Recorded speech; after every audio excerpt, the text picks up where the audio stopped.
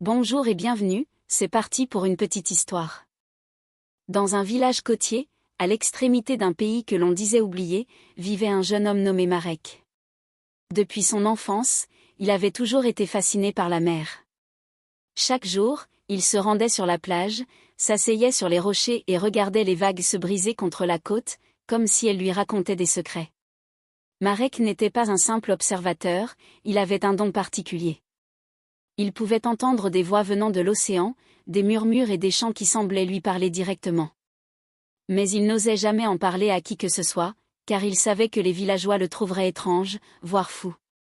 Un jour, alors que la mer était calme et que le ciel était d'un bleu éclatant, Marek entendit un appel particulier, différent des autres. Il tendit l'oreille et capta une mélodie douce, envoûtante, qui semblait provenir des profondeurs de l'océan. La musique l'attira comme un aimant. Sans réfléchir, il se leva et se dirigea vers la plage, les pieds nus dans le sable chaud. La mélodie devenait de plus en plus forte, comme si elle l'appelait. À la limite de l'eau, il aperçut une silhouette étrange, flottant à la surface de l'eau.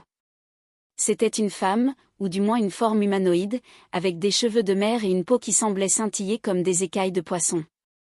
Elle le fixait de ses yeux d'un bleu profond, presque irréel. « Tu m'as entendu ?» dit-elle d'une voix douce, mais empreinte d'une étrange autorité. « Tu es le seul. Le seul capable de comprendre. » Marek, bien que surpris, ne ressentit aucune peur. Il savait, au fond de lui, qu'il était là pour une raison, qu'il était lié à cette rencontre d'une manière qu'il ne pouvait expliquer. « Qui es-tu » demanda-t-il, sa voix pleine de curiosité. « Je suis une sirène, une des dernières de ma lignée » répondit-elle. « Mon nom est Marie. Et j'ai besoin de ton aide, Marek. Le monde sous-marin est en danger. » Marek, choqué, n'en croyait pas ses oreilles.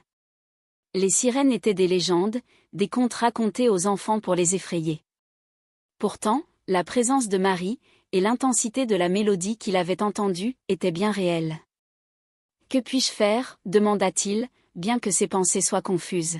« Je ne suis qu'un simple pêcheur. » Marie sourit, et une vague douce frôla les pieds de Marek, comme pour lui donner une réponse.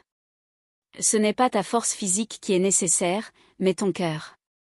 L'océan et la terre sont en déséquilibre, à cause d'une ancienne malédiction qui ronge le monde sous-marin. Le sorcier des abysses, un être de ténèbres, a capturé les esprits des mers et les maintient prisonniers dans les profondeurs. Sans eux, l'océan se meurt, et la terre aussi. » Marek écoutait attentivement, ses mains serrées autour de ses genoux. « Comment puis-je t'aider, alors » demanda-t-il, résolu. « Il existe un artefact ancien, » répondit Marie, le cristal des profondeurs. Il est caché dans la grotte du sorcier, au fond de l'océan. Tu es le seul à pouvoir le trouver, car seule une âme pure, capable d'entendre l'appel de la mer, peut y parvenir.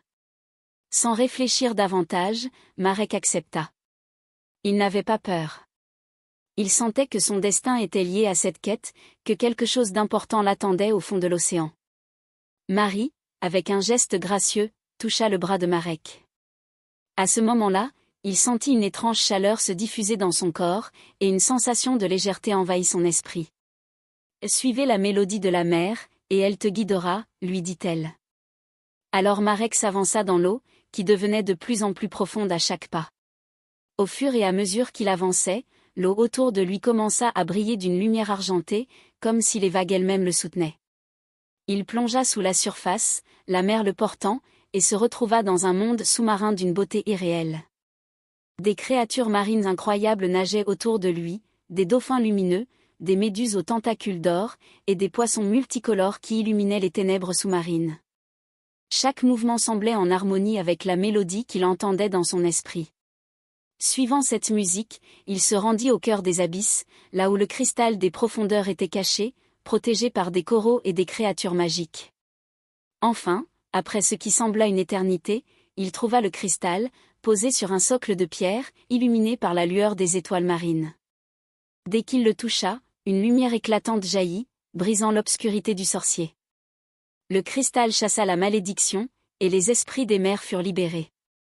L'océan se calma, les vagues devinrent paisibles, et la terre au-dessus retrouva sa vigueur.